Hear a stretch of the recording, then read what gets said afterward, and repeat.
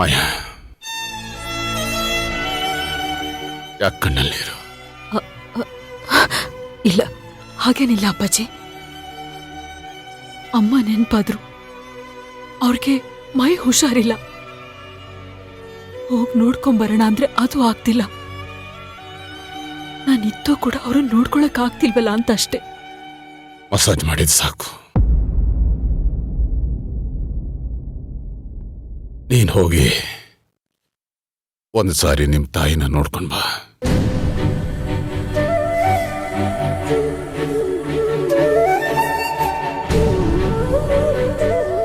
ನಿಜವಾಗ್ಲೂ ಹೇಳ್ತಿದ್ದೀರಾ ಅಪ್ಪಾಜಿ?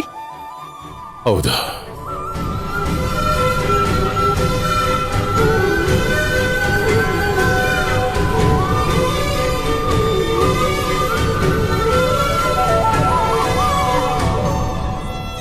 ಹೆತ್ತವರಿಗೆ ಮಕ್ಕಳ ಜೊತೆಲಿಲ್ಲ ಅಂದ್ರೆ ಎಂತ ಸಂಕಟ ಆಗತ್ತೆ ಅಂತ ನನಗರ್ಥ ಆಗತ್ತೆ. ನೀನ್ ಇಲ್ಲಿ ಹೇಗೋ ಹಾಗೆ ಅಲ್ಲಿ ನಿಮ್ಮಮ್ಮ ಸಂಕಟ ಪಡ್ತಿರ್ತಾಳೆ. ಹೋಗಿ ನೋಡ್ಕೊಂಡ್ ಬಾ.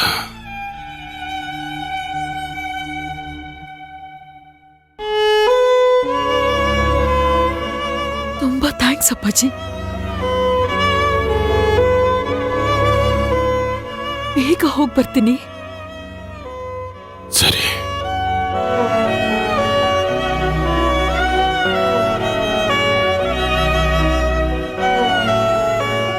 ಹೋಗು, ತಡ ಮಾಡಬೇಡ. ಸರಿ ಅಪ್ಪಾಜಿ.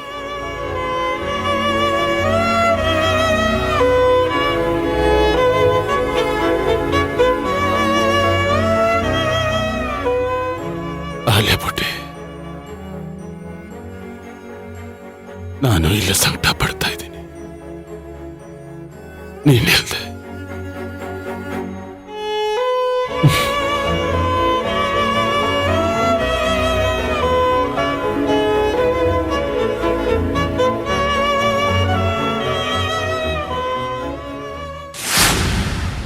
ಅಮ್ಮ, ಅಮ್ಮ,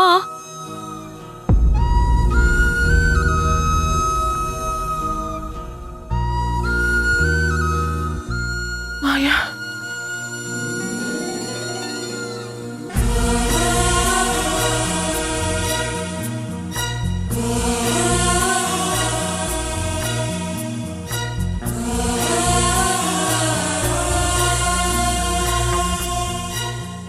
ಮಾಯಾ,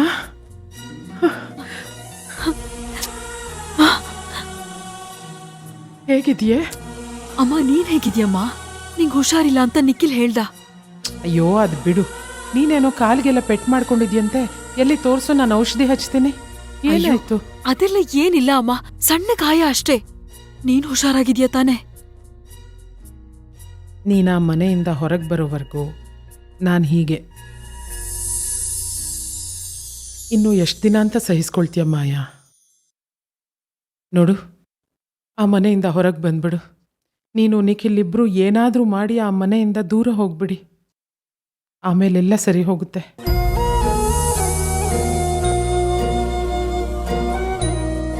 ನಿನ್ನ ಮುಖದಲ್ಲಿ ಮತ್ತೆ ಖುಷಿ ನೋಡಬೇಕು ಅನ್ನೋ ಆಸೆ ಕಣೆ.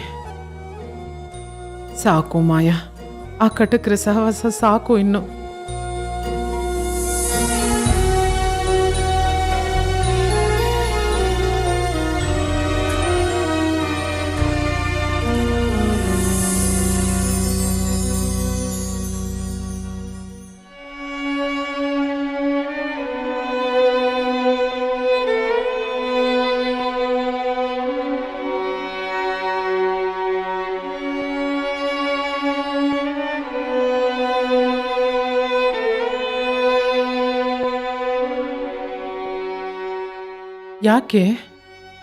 ಯಾಕೊಂಥರ ಇದೆಯಾ? ನಿಖಿಲ್ ಹೇಳ್ತಾ ಇದ್ದ ನಿಂಗೆ ಆ ಲಾಕರ್ ಕೀ ಸಿಕ್ಕಿದ್ಯಂತೆ, ಅದನ್ನಿಟ್ಕೊಂಡು ಆ ಧರ್ಮೇಂದ್ರ ಯಾಮಿನಿ ಬಣ್ಣ ಬಯಲು ಮಾಡ್ತೀನಿ ಅಂತ ಹೇಳ್ತಾ ಇದ್ಯಂತೆ. ಏನಾಯ್ತು ಆ ವಿಷಯ? ಇನ್ನು ಆ ದೇವ್ರೆ ಇಳಿದು ಬಂದು ಹೆಲ್ಪ್ ಮಾಡ್ತೀನಿ ಅಂದ್ರು. ನನ್ನ ಮೇಲೆ ಅವ್ರು ಹೊರಿಸಿರೋ ಆರೋಪದಿಂದ ಮುಕ್ತಳಾಗಲ್ಲ ಅಮ್ಮ. ಇವತ್ತಿಗೆ ನನ್ನಲ್ಲಿದ್ದೆಲ್ಲ ಧೈರ್ಯನೂ ಮುಗೀತಮ್ಮ.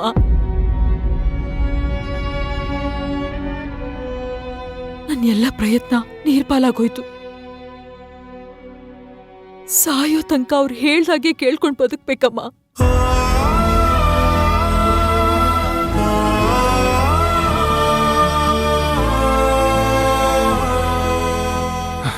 ಮಾಯಾ, ನೀನ ಈ ಮಾತಾಡ್ತಾ ಇರೋದು? ಹಾ, ನೀನ್ ಇಲ್ಲಿಗೆ ಬಂದಾದ್ಮೇಲೆ ತುಂಬಾ ಬದಲಾಗ್ಬಿಟ್ಟಿದ್ಯಾ ಮಾಯಾ. ನೀನ್ ಹೇಗಿದ್ದೆ ಅಂತ ಒಂದ್ಸಲ ನೆನಪು ಮಾಡ್ಕೊ ಮಾಯಾ.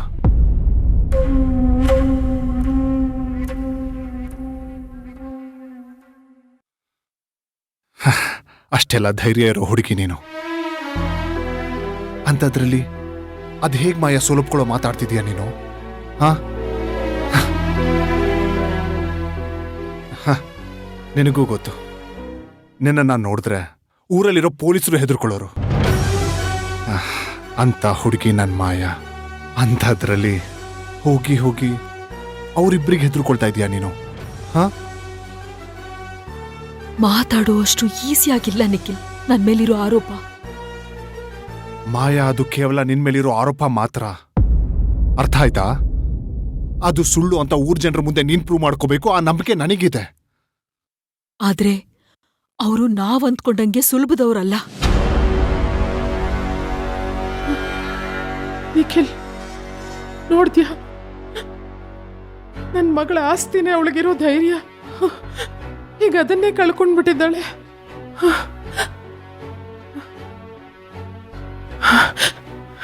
ಮಾಯಾ, ಅರ್ಥ ಮಾಡ್ಕೋಕಂದ, ಈಗ್ಲಾದ್ರೂ ಅರ್ಥ ಮಾಡ್ಕೊ. ತಲೆ ಗಟ್ಟಿಯಾಗಿದೆ ಅಂತ ಬಂಡೆಗೆ ಚಚ್ಕೊಳ್ಳೋದ್ರಲ್ಲಿ ಯಾವ ಅರ್ಥನೂ ಇಲ್ಲ.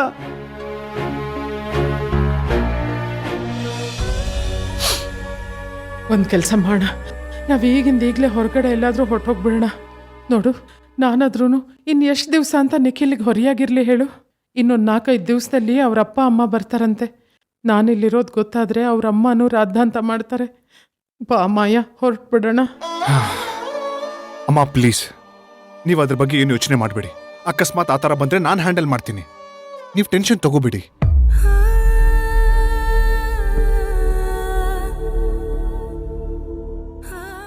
ಸಾರಿ ನಿಖಿಲ್, ನನ್ನಿಂದ ಎಲ್ರಿಗೂ ಸಮಸ್ಯೆನೆ. ಅಮ್ಮ, ನನ್ನನ್ನ ಕ್ಷಮಿಸ್ಬಿಡಮ್ಮ. ಇನ್ನೇನು ಮಾಡಕ್ಕಾಗಲ್ಲ ಅಂತ ಅನ್ಸೋಕ್ ಶುರುವಾಗ್ಬಿಟ್ಟಿದೆ. ನಾನವ್ರ ಮುಂದೆ ಸೋಲು ಒಪ್ಕೊಳ್ಳೋದೊಂದೇ ಬಾಕಿ. ಶ್ರೇಷ್ಠಂಗ್ ಮಾತ್ ಕೊಟ್ಟಿರೋದ್ನು ಉಳಿಸ್ಕೊಳಕ್ಕಾಗ್ತಿಲ್ಲ.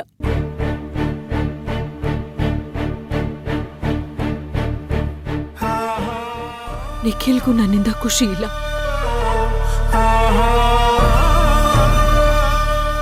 I am sorry Nikhil.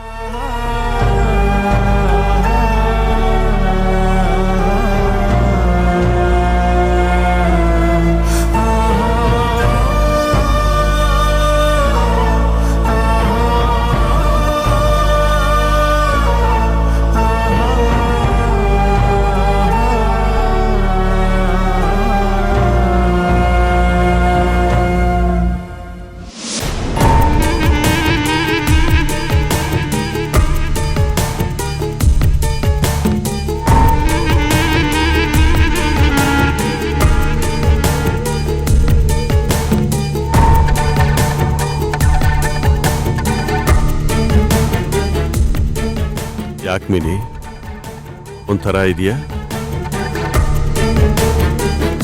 ಅದು ರೀ, ಮಾಯಾ ಎಲ್ಲೋ ಕಾಣಿಸ್ತಿಲ್ಲ.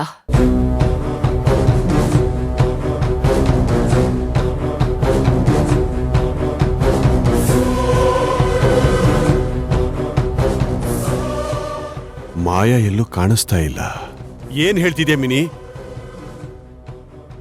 ರೀ, ಅವಳು ಮನೆ ಬಿಟ್ಟೆಲ್ಲೋ ಹೋಗಿದ್ದಾಳೆ ಅನ್ಸುತ್ತೆ. ಎಷ್ಟು ಸುಲಭ ಹೇಳ್ತಿದ್ಯಾ ನೀನು? ನಾನು ಹೋಗುವಾಗ ಹೇಳೋಗಿದ್ದೆ ತಾನೆ, ಅವಳು ತುಂಬಾ ಡೇಂಜರ್ ಇದ್ದಾಳೆ, ಹುಷಾರಾಗಿರು, ಅವಳ ಮೇಲೆ ಒಂದು ಕಣ್ಣಿಟ್ಟಿರು ಅಂತೇಳಿ. ನೀನ್ ಇಲ್ಲೇ ಇದ್ದೆ ತಾನೆ, ಅವಳು ಹೋಗೋದಕ್ಕೆ ಹೇಗ್ ಬಿಟ್ಟೆ? ಒಂದ್ ಕೆಲಸನೂ ಸರಿಯಾಗಿ ಮಾಡೋದಕ್ಕೆ ಬರೋದಿಲ್ಲ ನಿನಗೆ? ನೋಡಿ, ನಾನು ಹುಷಾರಾಗೆ ನೋಡ್ಕೋತಿದ್ದೆ. ಯಾವ ಮಾಯದಲ್ಲಿ ಮಾಯ ಆದ್ಲೋ ಆ ಮಾಯಂಗನೆ ಅಂತ ನನಗ್ ಗೊತ್ತಿಲ್ಲ. ಈಗ ಏನ್ ಮಾಡೋದು? ಹೋಗೋದಕ್ಕೆ ಬಿಟ್ಟು ಈಗೇನ್ ಮಾಡೋದು ಅಂತ ನನ್ನ ಕೇಳಿ ನಾನೇನು ಹೇಳಿ? ಈಗ ಯಾರನ್ನ ಮೀಟ್ ಮಾಡಿ ಏನ್ ಪ್ಲಾನ್ ಮಾಡಕ್ ಹೋಗಿದ್ದಾಳೋ ಗೊತ್ತಿಲ್ಲ. ಇದಕ್ಕೆಲ್ಲ ಅವಕಾಶ ಕೊಡಬಾರ್ದು ಬಿನಿ. ನೀನೇ ನೋಡಿದೆ ತಾನೆ, ಒಂದು ಸಣ್ಣ ಕ್ಯಾಮ್ರಾ ಇಟ್ಕೊಂಡು ನಮ್ಮ ಟ್ರ್ಯಾಪ್ ಮಾಡೋದಕ್ಕೆ ಹೇಗೆ ಟ್ರೈ ಮಾಡಿದ್ಲು ಅಂತೇಳಿ. ಇಡಿಯಟ್. ಬರ್ಲಿ ಇವತ್ತವಳ ಮನೆಗೆ, ಇದೇ ಹಬ್ಬ. ರೀ, ಅದ್ ಸರಿ, ದುಡ್ಡು ಸೇಫ್ ಆಗಿದೆ ತಾನೆ? ಹಾ, ಸೇಫ್ ಆಗೇ ಇದೆ. ಮಾಯನೇ ಅಲ್ಲ, ದೇವ್ರು ಬಂದು ಹುಡುಕಿದ್ರು ಸಿಗೋಲ್ಲ. Very good. ಹಾಗಾದ್ರೆ ಆ ಮಾಯನ್ ವಿಷಯ ಏನ್ ಮಾಡೋದೀಗ? ನಡಿ, ಮಾವನಿಗೆ ಹೋಗಿ ವಿಷಯ ಹೇಳೋಣ. ನಾವು ಬೈದ್ರೆ ಅವಳಿಗೆ ನಾಟೋದೇ ಇಲ್ಲ. ಅದೇ ಅವ್ರು ಬೈದ್ರೆ ಸೀದಾ ಮನಸ್ಸಿಗೆ ತಾಕುತ್ತೆ. ಬಾ.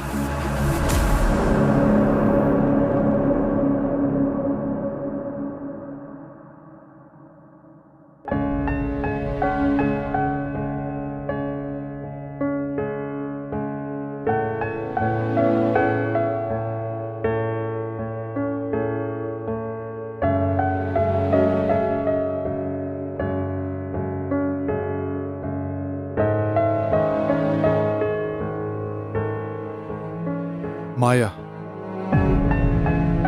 ನೀನ್ ಹೀಗೆ ಸೋಲೋ ಮಾತೇ ಆಡಬಾರ್ದು. ನಾನ್ ನಿನ್ ಕನ್ಸಲ್ ಕೂಡ ಸೋಲೋದಕ್ ಬಿಡಲ್ಲ ಮಾಯಾ. ನೋಡು, ಒಂದ್ಸಲ ಯೋಚನೆ ಮಾಡು. ನೀನ್ ಇಲ್ಲಿಗೆ ಏನಕ್ಕೆ ಬಂದೆ? ಇಷ್ಟೆಲ್ಲ ಕಷ್ಟನ ಏನಕ್ಕೆ ಸಹಿಸ್ಕೊಂಡೆ? ಇಷ್ಟೆಲ್ಲ ಮಾಡಿದ್ದು ಆ ದುಷ್ಟರನ್ನ ಮಟ್ಟ ಹಾಕೋದಕ್ ತಾನೆ?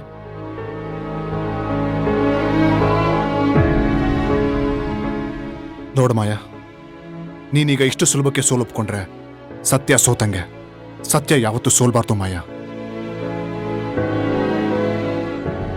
ನೋಡು, ಒಂದು ಪ್ರಯತ್ನ ಫಲ ಕೊಡ್ಲಿಲ್ಲ ಅಂದ್ರೆ ಇನ್ನೊಂದು ಹೊಸ ಪ್ರಯತ್ನ ಮಾಡೋಣ. ಪಾಪ ಚಿಕ್ಕ ಮಗು, ಶ್ರೇಷ್ಠ ಪುಟ್ಟ ಜವಾಬ್ದಾರಿನೂ ನಮ್ದೇ ಮಾಯಾ. ಹಾಗೆ ಅವಳನ್ನ ಆ ದುಷ್ಟರಿಂದ ಕಾಪಾಡೋ ಜವಾಬ್ದಾರಿನೂ ನಮ್ದೇ. ನೋಡು, ನಾನ್ ನಿನ್ ಜೊತೆ ಇದ್ದೀನಿ. ನಿನ್ ಕೈಲಿದು ಸಾಧ್ಯ ಆಗುತ್ತೆ ಮಾಯಾ. ಆದ್ರೆ ನಿಖಿಲ್ ಅವರು ಆಗಲ್ಲ ಅನ್ನೋ ಮಾತೆ ಬೇಡ ಮಾಯಾ. ನೋಡು, ನೀನ್ ಆಲ್ರೆಡಿ ನದಿ ಮಧ್ಯದಲ್ಲಿದ್ಯಾ. ಇಲ್ಲಿಂದ ವಾಪಸ್ ಹೋಗೋದಕ್ಕೆ ಎಷ್ಟು ಪ್ರಯತ್ನ ಪಡಬೇಕೋ ಹಾಗೆ ಮುಂದೆ ಹೋಗಿ ದಡ ಸೇರ್ಬೇಕು ಅಂದ್ರೆ ಅಷ್ಟೇ ಪ್ರಯತ್ನ ಪಡಬೇಕು ಮಾಯಾ.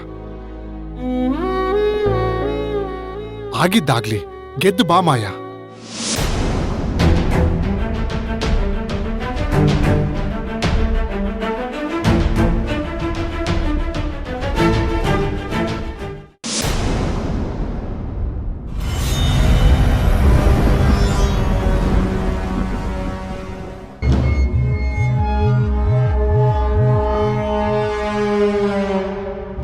ಆ ಮಾಯಾ ಏನಾದ್ರೂ ಇಲ್ಲಿ ಬಂದಿದ್ಲ ಅಪ್ಪಾಜಿ? ಆಗ್ಲೇ ಬಂದಿದ್ಲು. ಏನಾಯ್ತು? ಮತ್ತೆ ಆ ಮನೆ ಕೆಲ್ಸದೋಳು ಎಲ್ಲಿ ಹುಡುಕಿದ್ರು ಕಾಣ್ತಾ ಇಲ್ಲ. ನಮ್ಗೆ ಹೇಳ್ದೆ ಕೇಳ್ದೆ ಎಲ್ಲೋ ಆಚೆ ಹೋಗಿದ್ದಾಳೆ. ಅವಳಿಗೆ ಎಷ್ಟ್ ಹೇಳಿದ್ರು ಬುದ್ಧಿ ಬರೋದಿಲ್ಲ ಅಪ್ಪಾಜಿ. ಅವಳಿಗೆ ಇಷ್ಟ ಬಂದ ಹಾಗೆ ಮಾಡೋದು. ಸ್ವಲ್ಪನೂ ಭಯ ಅನ್ನೋದೇ ಇಲ್ಲ ಅವಳಿಗೆ. ಹಾಗೇನಿಲ್ಲಮ್ಮ, ತನ್ನ ತಾಯಿ ಮುಖ ನೋಡ್ಬೇಕು ಅಂತ ಅನಿಸ್ತಿದೆ ಅಂತ ಹೇಳಿದ್ಲು. ಅವಳು ಮುಖ ನೋಡಕ್ಕಾಗದೆ ಹೋಗಿ ನೋಡ್ಕೊಂಡು ಬಾ ಅಂತ ನಾನೇ ಕಳಿಸ್ದೆ.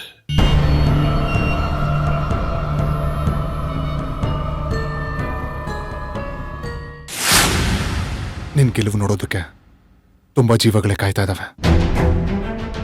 ಪ್ಲೀಸ್, ಆ ನಂಬಿಕೆನ ಉಳಿಸ್ಕೋ ಮಾಯಾ.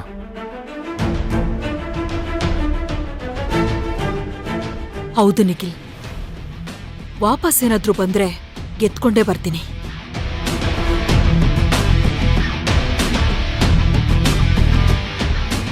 ನೀವಿಬ್ರು ನನ್ನ ಜೊತೆಗಿದ್ರೆ ಅಷ್ಟೇ ಸಾಕು. ಆದ್ರೆ ನೀ ಮತ್ತೆ ಆ ಮನೇಲಿರಕ್ಕಾಗೋದಿಲ್ಲ ಮಾಯಾ.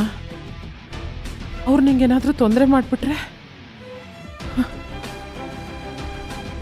ಇಷ್ಟೆಲ್ಲ ಆದ್ಮೇಲೆ ಅವ್ರು ಸುಮ್ಮನೆ ಇರ್ತಾರ?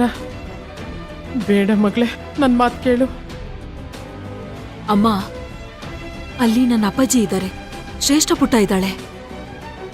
ಇವರೆಲ್ಲ ಇದ್ಮೇಲೆ ಅವ್ರು ನನ್ನ ಜೀವಕ್ಕೆ ಏನ್ ಮಾಡಕ್ಕಾಗತ್ತೆ ಹೇಳು? ಅಪ್ಪಪ್ಪ ಅಂದ್ರೆ ಅವ್ರು ನಂಗೆ ತೊಂದರೆ ಕೊಡ್ಬಹುದು, ನೋವು ಮಾಡಬಹುದು. ಕಲ್ಲಿಗೆ ಪೆಟ್ಟು ಕೊಟ್ಟಷ್ಟು ಅದ್ಭುತವಾದ ಆಕೃತಿ ಆಗತ್ತೆ ಅಲ್ವಾ ಅಮ್ಮ? ನೀನ್ ಏನೇನೋ ಹೇಳಿ ನನ್ನ ತಲೆ ಕೆಡಿಸ್ಬೇಡ. ನೀನ್ ಅದೇ ಮನೇಲಿ ಇದ್ಕೊಂಡು ಅವ್ರ ವಿರುದ್ಧನೇ ಏನ್ ಮಾಡೋದಕ್ಕೆ ಸಾಧ್ಯನೇ? ಶತ್ರುಗಳನ್ನ ಪಕ್ಕದಲ್ಲಿಟ್ಕೊಂಡೇ ಗೆಲ್ತೀನಮ್ಮ. ಮುಂದೆ ಬರೋ ಹಬ್ಬದೊಳಗಡೆ ಅವ್ರ ನಾಟಕಗಳು ಕೊನೆ ಆಗ್ತವೆ.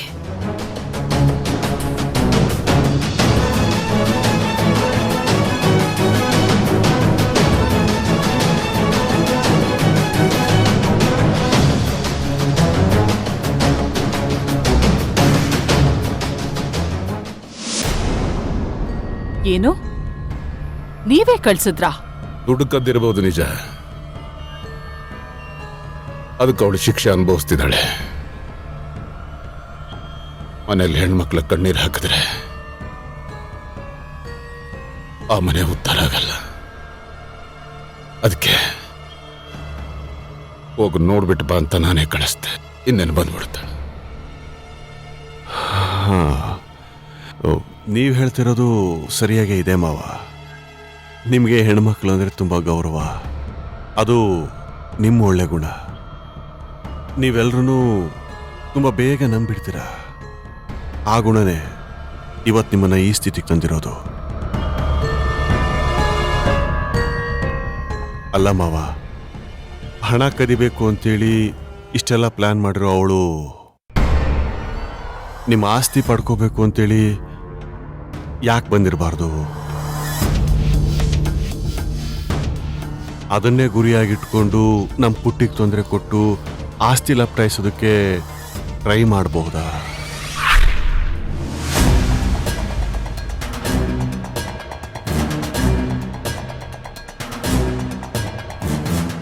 ಅಲ್ಲ, ಯಾಕಿರಬಾರ್ದು ಅಂತ. ಅದಕ್ಕೆ ಲಾಯರ್ನ ಕರೆಸಿ ಆಸ್ತಿ ವಿಚಾರವಾಗಿ ಒಂದು ಇತ್ಯರ್ಥಕ್ಕೆ ಬಂದ್ಬಿಡೋಣ ಅಂತೇಳಿ ಯೋಚನೆ ಮಾಡಿದ್ದೀನಿ ಮಾವ.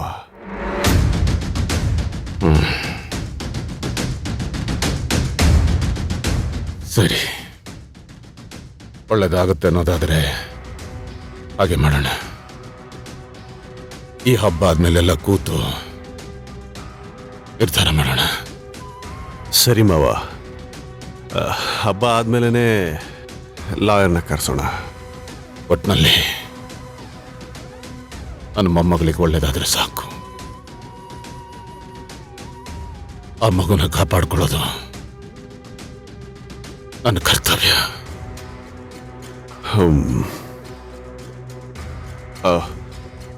ನೀವು ರೆಸ್ಟ್ ಮಾಡಿ.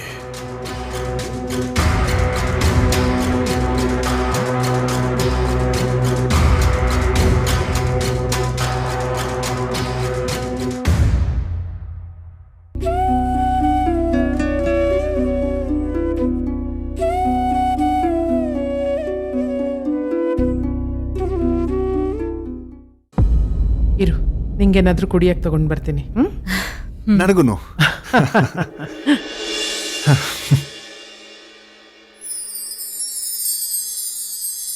ಮೊದಲ ಮಳೆಯಲಿ ನೆನೆದ ಅನುಭವವೇ ಬಿಡದೆ ಪದೇ ಪದೇ ಮರಳಿ ತರುತ್ತಿರುವೆ. ನೂರು ನೂರು ಸಾವಿರಾರು ಸಂಜೆಯಲ್ಲಿ ನಾವು ಒಂಟಿ ಕೂತು ಥ್ಯಾಂಕ್ಸ್ ನಿಖಿಲ್.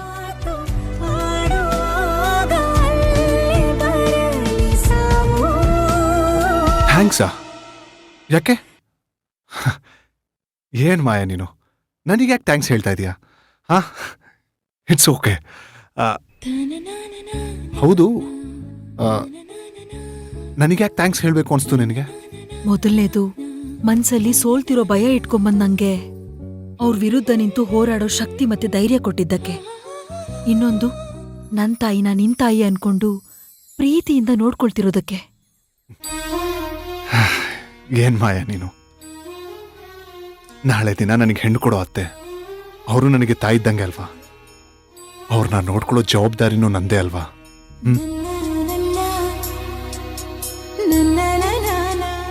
ಜವಾಬ್ದಾರಿ ಅಂತ ಅನ್ನೋದಕ್ಕಿಂತ ಅದು ನನ್ನ ಕರ್ತವ್ಯ. ಇದಕ್ಕೆಲ್ಲ ಥ್ಯಾಂಕ್ಸ್ ಹೇಳೋ ಅವಶ್ಯಕತೆ ಇಲ್ಲ. ಸರಿ ಹಾಗಾದ್ರೆ ನಾನ್ ಹೇಳಿದ ಥ್ಯಾಂಕ್ಸ್ ನಿಂಗಲ್ಲ, ನಿನ್ ಒಳ್ಳೆ ಮನ್ಸಿಗೆ. ನಿನ್ ಮನ್ಸ್ ವಾಪಸ್ ಕೊಟ್ರೆ ತಗೊಳ್ತೀನಿ. ಏನಾದ್ರೂ ಹೇಳು ಮಾಯಾ, ಮಾತಲ್ಲಿ ನಿನ್ನ ಗೆಲ್ಲೋದಕ್ಕೆ ನನ್ನಿಂದ ಚಾನ್ಸೇ ಇಲ್ಲ. Okay, I accept. ನಾನು ಸೋತೆ. ಇಲ್ಲ ನಿಖಿಲ್, ನಿನ್ನನ್ನ ಸೋಲೋದಕ್ಕೆ ನಾನ್ ಬಿಡೋದಿಲ್ಲ.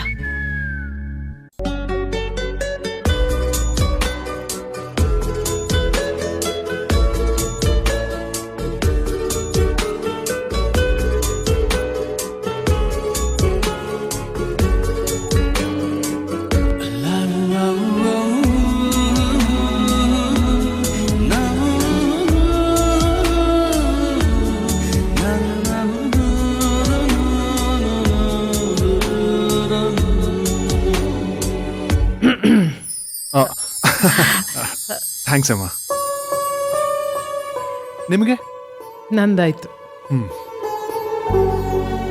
ನಿಖಿಲ್, ಅಮ್ಮ ಇರೋದಕ್ಕೆ ಆದಷ್ಟು ಬೇಗ ಬೇರೆ ಮನೆ ವ್ಯವಸ್ಥೆ ಮಾಡ್ತೀಯಾ? ಇನ್ನೂ ಇವ್ರು ಇಲ್ಲೇ ಇರೋದು ಸರಿ ಅನ್ಸಲ್ಲ. ಯಾಕೆ ಮಾಯಾ, ಇಲ್ಲೇನ್ ಪ್ರಾಬ್ಲಮ್ ಇದೆ? ಇಲ್ಲಿ ಆರಾಮಾಗಿದ್ದಾರೆ ಅವರು. ಅದಲ್ಲ ನಿಖಿಲ್, ಇನ್ ಸ್ವಲ್ಪ ದಿವಸ ನಿಮ್ಮ ಅಮ್ಮನೂ ಬಂದ್ಬಿಡ್ತಾರೆ. ಅವ್ರು ಬಂದಾಗ ಇವ್ರಿಲ್ಲಿರೋದ್ ಬೇಡ. ನಿನಗ್ ಗೊತ್ತಲ್ಲ ಅದರಿಂದ ಮತ್ತೇನಾಗತ್ತೆ ಅಂತ. ಅದಕ್ಕೆ ಮಾಯಾ, ಇಷ್ಟೇ ತಾನೇ? ನೋಡು, ಅಮ್ಮ ಬಂದ್ರೆ ನಾನ್ ಮ್ಯಾನೇಜ್ ಮಾಡ್ತೀನಿ. It's my responsibility. ಸುಧಾಮನ್ನ ಮಾತ್ರ ನಾನೆಲ್ಲೂ ಕಳ್ಸಲ್ಲ. ಈಗ್ಲೇ ಹೇಳ್ತಾ ಇದ್ದೀನಿ, ಅಪ್ಪ ಅಮ್ಮ ಬಂದ್ರು ಅಮ್ಮ ನಮ್ ಜೊತೆಲೇ ಇರ್ತಾರೆ. ಓಕೆ?